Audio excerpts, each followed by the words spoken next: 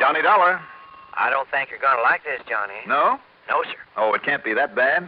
Can't, huh? What you don't know won't hurt you, they always say. Oh, they do? And since I don't know what you're talking about or even who you are... Huh? Oh, sorry. I kind of got ahead of myself. A little ahead of me, too. This is Tim Harrington, Johnny. Down in Knoxville, Tennessee? Yes, sir. Eternity Mutual Insurance Company. Well, how are you, Tim? What's this I'm supposed to start losing sleep over? Alpheus Brannigan. Brannigan? Now, don't tell me you've forgotten him. Oh, wait a minute. At least I hope you haven't. That hot-headed young kid who got 5 to 7 for embezzlement a while back. That's right. About 3 years ago. You yourself ran him down for us. Sure, I remember now. On a tip you got from that pretty young wife of his. Yes, Marilyn was her name. Nice girl and pretty, too. And do you remember what Alpha had to say when the judge tossed that sentence at him? Oh, the usual yak about getting even, wasn't it? That sort of thing? Getting even not only with you, Johnny, but with her. And that poor kid has been worried about the day he'd get out ever since the day he went in. Well, he still has a couple of years to go, hasn't he? So what's the big rush? He has not. What? Alpha Brannigan got out of the pen a couple of weeks ago. No kidding. Made a break? A smart kid like that? No, sir. He just made like an angel for a while, and they gave him all that time off for so-called good behavior. You ask me, Johnny, they were suckers. Because if you really remember that boy... Yeah, I see what you mean. And his wife is a client of ours. You mean he's already got to her? I don't know. Well, somebody better contact her and find out. That's why I'm calling you, Johnny. What do you mean? Haven't you been in touch with her? No, we can't find her. But if he does get to her before you do, Say no more, Timmy. I'm on my way.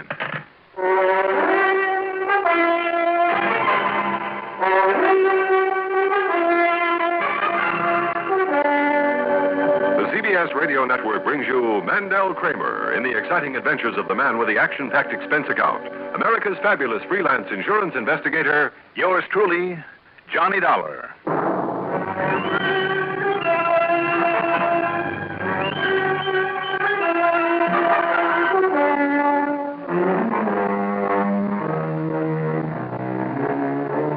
Expense account submitted by Special Investigator Johnny Dollar to Eternity Mutual Insurance Company, Knoxville, Tennessee office. Following is an account of expenses incurred during my investigation of the wrong idea matter.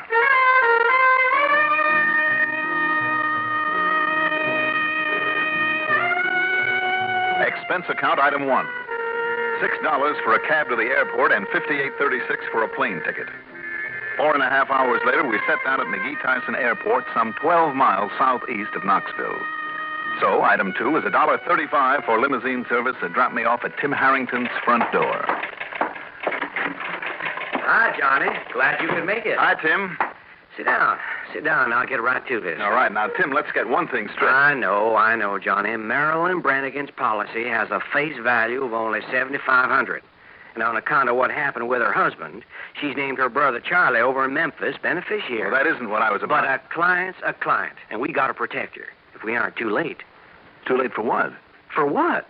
Johnny. Now, listen, Tim. When you've heard as many of those wild courtroom threats as I have, well, after a while, you just don't pay too much attention to them anymore. Well, I do. I was right there in that courtroom. So was I. I not only heard what Alfred Brannigan said, but I saw the way that he said it. He was just a hot-headed kid. You know that, Tim. I can see it in my mind's eye right now. After the judge hit him with that sentence, he turned around real slow and with a look on his face like I've never seen before. It was cold as ice, Johnny. Like a snake. Not a body in the courtroom made a sound. Tim. He looked across at that brand new little wife of his, Marilyn. She was sitting there in the front row with her head down. He just stared at her until she looked up at him. I know, Tim. And then without moving a muscle except in his mouth, he said... Now, look, Tim. He said, just remember one thing, Marilyn. One of these days I'm going to get out again. And when I do, he said, you'll see. Well, okay, but... Then he turned over to where you sat. And that goes for you too, Dollar. For you too, he said. Just a red-headed, hot-headed, excitable kid. Not when he said that, he wasn't. He was cold as ice, Johnny. He wasn't kidding. All right, Tim, so what? The first time she paid him a visit there at the pen, he told her he was sorry. No, sir. He tried to be a good boy. He said somehow make up for what he'd done. No, it sir. always happened. No, sir, you're wrong, Johnny. 100% wrong. Am I? Because in all that time up there, she never saw him once. Not once? Not once. And you know why? Why? Because he wouldn't let her. Because he wouldn't see her. Wouldn't have anything to do with her. No letters, no nothing. And that's why in all these last couple of years, when I've talked to her, she's been just plain worried sick. Then a couple of weeks ago when he got out, well, that's when she called me up and asked me what she ought to do. You mean that she still hadn't heard anything from him? Even when he got out? Not a word. Well, what'd you tell her, Tim? To notify the police. Mm-hmm. And I notified them, too. And then late yesterday, I got this call from Sergeant Piper. Yeah? And he tells me that she's suddenly gone, disappeared, to parts unknown. Has there been any sign of him around? No, sir. And don't you worry. If he had been around, Sergeant Piper and his boys would have known it. Are you sure of that? Oh, they were gunning for Alfred Brannigan like nobody they ever gunned for before. But she got away without their knowing how or where. Well, yes. But, Johnny, you got to find that girl and keep her alive. Well, look, Tim. Yes? Yes, Johnny? Well, I'll do the best I can. Good. And, Johnny. Yeah. Now, just you remember one thing. What's that? You better look out for yourself, too. Oh, sure.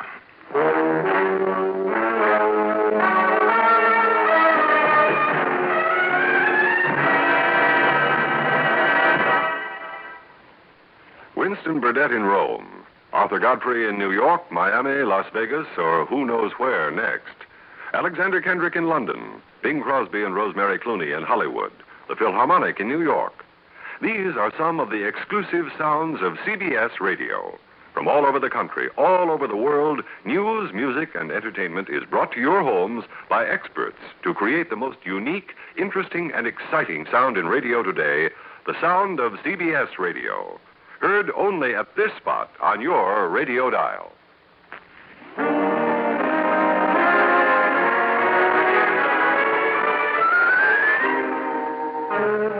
I walked over to the precinct headquarters where Tim said I could find Sergeant Seymour Jefferson Piper.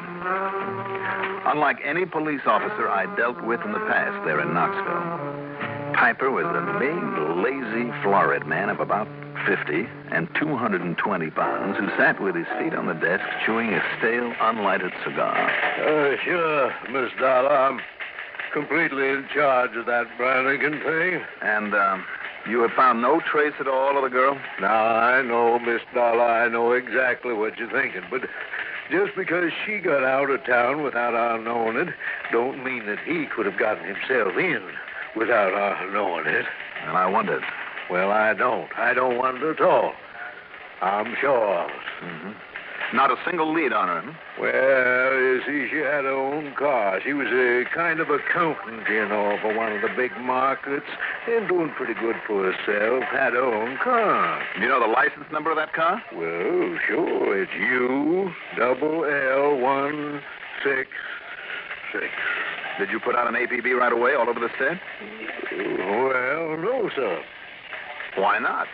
Well, she ain't guilty of any crime, Miss Dollar. I mean, like he was once. What's the matter with you, Sergeant? Isn't it just as important to find her and protect her as it is to run her down if she's done something wrong? Well, yes, sir. Well, of course it is. And we did try to protect her as long as she was around here. Well, Sergeant... But when he didn't even show up, and after all that time, 2 whole weeks, Miss Dollar... Well, don't you know why?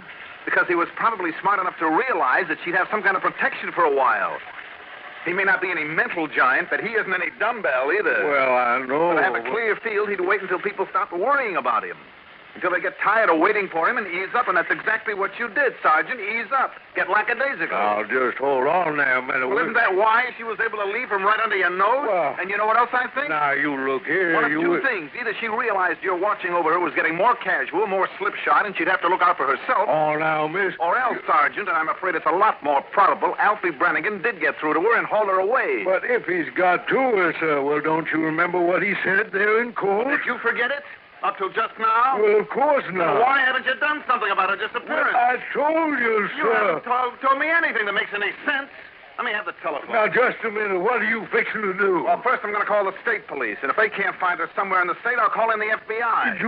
You don't think much of this department, do you? Do I have to answer that? Let me have the phone. You sure don't know how to ask for cooperation, do you? Listen, Sergeant, over the years I've had cooperation from the Knoxville Police Department second to none.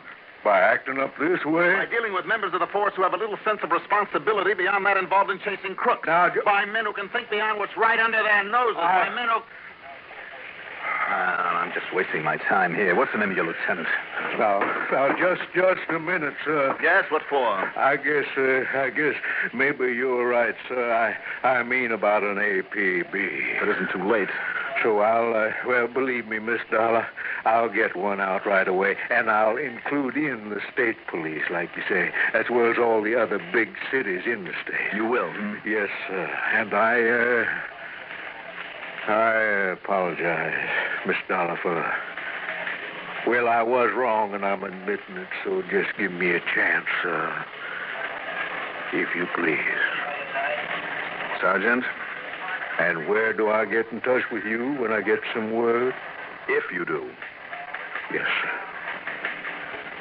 Mr. Dollar? All right. I'll be staying at the Andrew Johnson. Thank you, sir.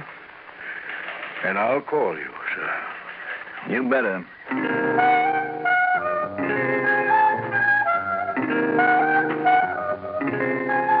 I don't know whether to kick myself for letting him go ahead again or for having nearly lost my own temper over his obvious bungling. Instead, I spent item 3, $5.80, smoothing my ruffled feathers with a dinner at the Rathskeller. Then I signed in at the Andrew Johnson. But before I could unpack my bags... Johnny Dollar. This is Sergeant Piper, sir. Oh, yes, Sergeant. You were sure right, sir. Miss Brannigan's license number did it. You know where she is? 21270 South Peachtree Street. And where's that? Over to Jefferson City. You've told the police over there to keep an eye on her, Sergeant? Well, no, I guess it didn't. Oh, brother. What, sir?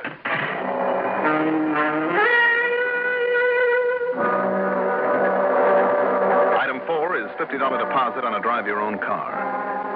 In almost less time than it takes to tell about it, I covered the 29 miles to Jefferson City and, after inquiries at the gas station, went immediately to the address on South Peachtree. In front of the nondescript little rental cottage was her car. And inside, once I'd got inside, was a very young, very pretty, but badly frightened young woman, Marilyn Brannigan. I hope you'll forgive me not letting you in right away, Mr. Dollar. But it's so dark and black outside, and I'm so... I don't know what to do. How did you find me? Well, the point is that if I could find you, so could your husband. I know. And you haven't heard anything from him or of him since he got out of the pen? Don't you see? That's just it. I haven't heard from him since he went into that terrible place. 3 years, Mr. Dollar. 3 years. I've been sitting alone at nights wondering what he meant by what he said in that courtroom before they took him away. Well, isn't it pretty obvious what he meant? If only I knew. If only I really knew. He never says anything without really meaning it, Mr. Dollar, and he never changes his mind once he's made it up. You know what I mean? Once he says he'll do something, he never changes from it. And if he did mean to threaten me... Well, what else could he have meant? But it wasn't like him. I loved him, and he loved me, Mr. Dollar. I'm sure of it. Even though it was your information that helped me find him and turn him in? I had to do what was right. Even he wouldn't have had it any other way. Well, I wouldn't be too sure of that. And that money he took, that wasn't like him either. But he didn't realize what he was doing. He only meant to borrow it for a Christmas present for me, and all of us young folks act so foolish, Mr. Dollar. Marilyn. Yes? In spite of what you've just said, you're still afraid of him, aren't you? I don't know. We knew so little about each other. Well, you married him. We'd only been married a couple of weeks. And we'd only known each other a couple of months before that. Oh, boy. But I had so much confidence in him. I was so sure that if he faced up to this wrong thing he did, we could make a new start together. Mm-hmm. But when he wouldn't see me or answer my letters, and after what he said in that court... Oh, if I only knew, Mr. Dollar. If I only really knew. And if he does come here and find me and... Now, listen, Marilyn. Are you staying here in Jefferson City, Mr. Dollar? No, I'm at the Andrew Johnson over in Knoxville.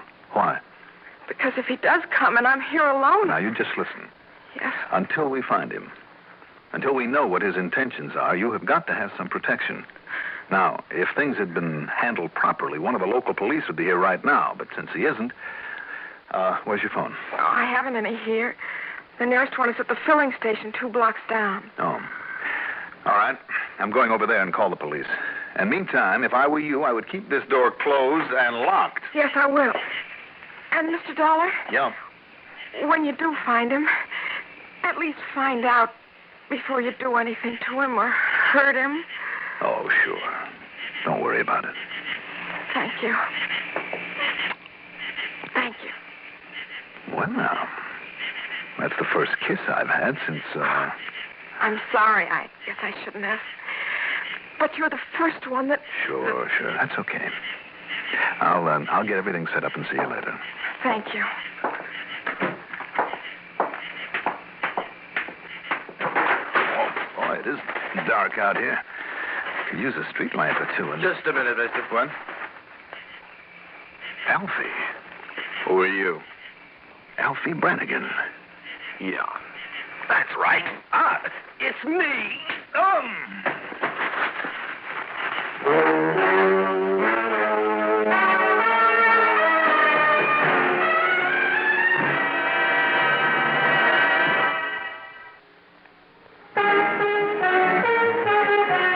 I like that idea. Newport filter cigarettes. Newport menthol cigarettes. I like that idea.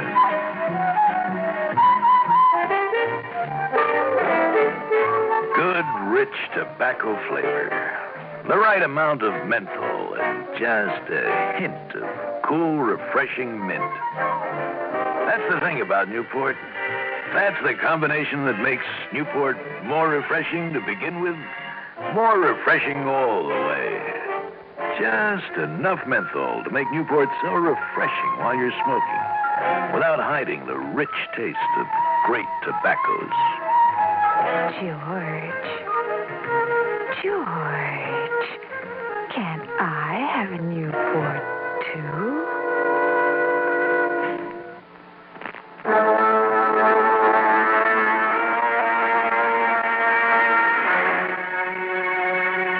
I came to in the front seat of my rental car.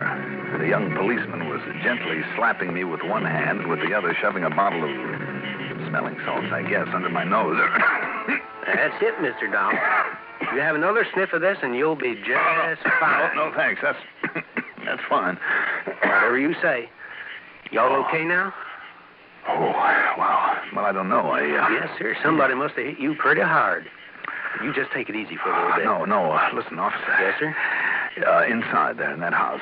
Sergeant must have been wrong. Nobody in that house, Mr. Dollar. What? Well, you see, Sergeant Piper over to Knoxville, he called me. Yeah? He said that Miss Marilyn Brannigan... And that he got her. He got to her. You mean Alfie, her husband? That's right. He's been here? Yes. Oh, and I ought to shoot myself because a car pulled away when I come down the street. Must have been him. And he must have had her in it. All right, now look. Yes, sir? You have a radio in your car? Doggone transmitter blew out when I tried to call in about finding you here all beat up. All right, listen. Oh, here. What? Your wallet with your credentials was lying there beside you. Oh. Alfie must have taken it out of my pocket when he found out who I was. Thanks anyway. All right, look, get on back to headquarters, will you? And get on the horn and... Oh, do you have a license number and description of that car? Oh, yes, sir. Good. And go to it and get the word out. I'll either be with Sergeant Piper at his precinct or at the Andrew Johnson Hotel over in Knoxville. Yes, sir.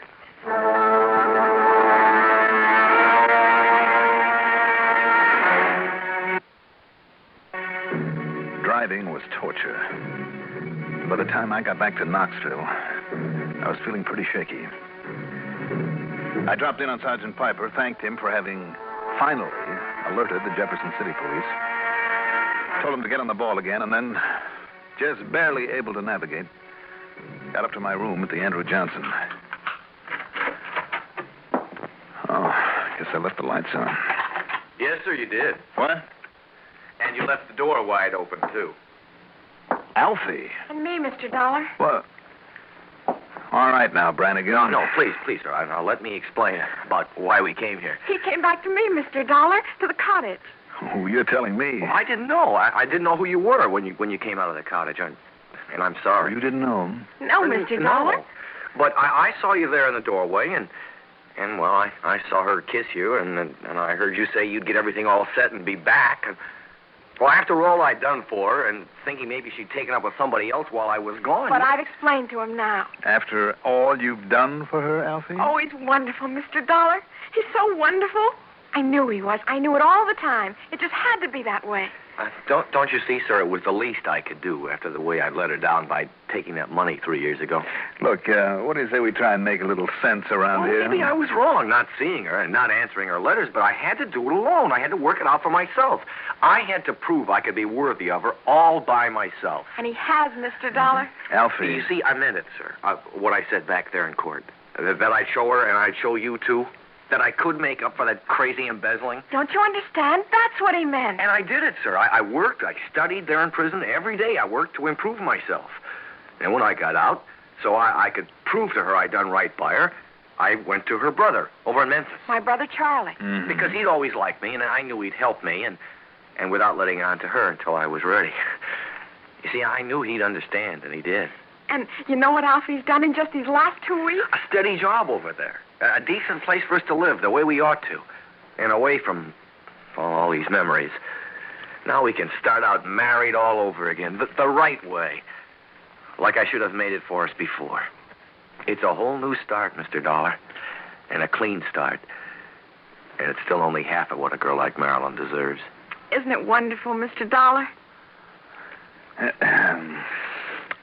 Well. Yes, sir. Alfie? Sir? Sir? You want to be sure of keeping it that way? Oh, believe me, sir. I will keep it that way. All right.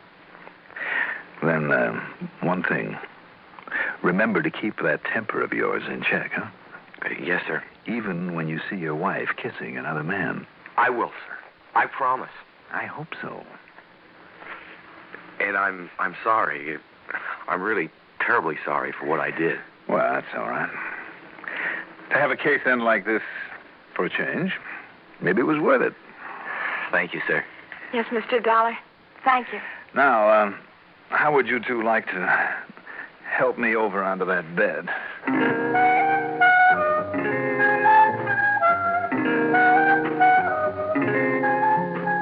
Well, you know something? Sure, those two are even younger than they realize, but I think maybe those kids will do all right. I hope so. Anyway, expense account total, including a doctor who came in to make sure that I was all in one piece. Hotel, mileage on the car, and the trip back to Hartford. $229.57. Yours truly, Johnny Dollar.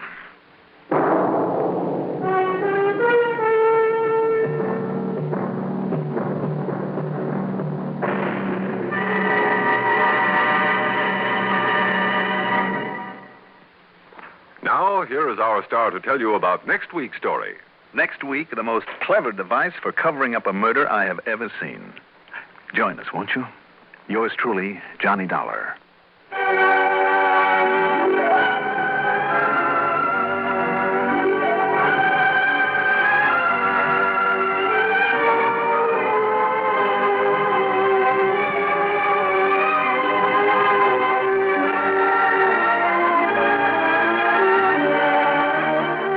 Truly, Johnny Dollar is written by Jack Johnstone, produced and directed by Bruno Serrato, Jr. Music supervision by Ethel Huber.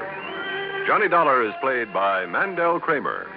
Also featured in our cast were Jimsy Summers as Marilyn, Lawson Zerby as Sergeant Piper, Richard Holland as Alfie Brannigan, Herb Duncan as Tim Harrington, and Bill Lipton as the policeman. Be sure to join us next week, same time, same station, for another exciting story of yours truly, Johnny Dollar. This is Art Hanna speaking. The Peace Corps needs farm skills. Volunteer today. This is the CBS Radio Network.